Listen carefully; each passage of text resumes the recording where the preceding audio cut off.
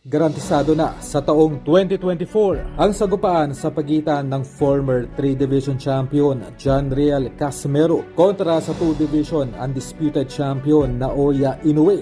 Dahil sa kakatapos pa lang na follow-up interview dito sa kampo ng Hapon ay itong si Inoue na mismo ang formal na naghamon ito sa ating pambatong si Cuadro Alas at literal pa nitong binanggit ang pangalang Casimero na nais nitong makalaban sa unang bahagi ng taong 2024. Para po sa kalaban na lahat ay dalawa na lamang ang target nitong si Inoue sa 122 Division at ito nga po ay sina Luis Neri at ang ating pambatong si Cuadro Alas. At ang nasabing paghahamon ni Inoue kay Casimero ay sinungudahan pa mismo ng kanyang manager dahil ayon mismo dito sa Japanese manager na si Ohashi na kanila na raw nakamit ang target na maging undisputed champion sa 122. Kaya malaya na raw itong kanilang alagang si Inoue na pagbigyan ang mga request ng Japanese boxing fans. At dalawa na lamang po ang pangalan na maingay ngayon sa Japan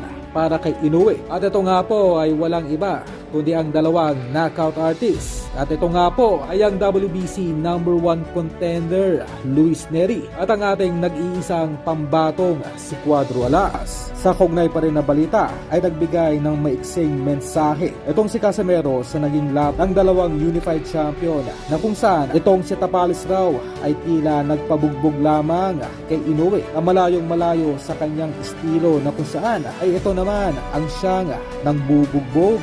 Hindi. Ako yung boxer na hindi magpapatama.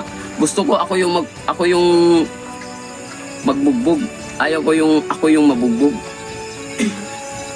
Yan. So ayun, ingat kayo lagi diyan at binabati natin na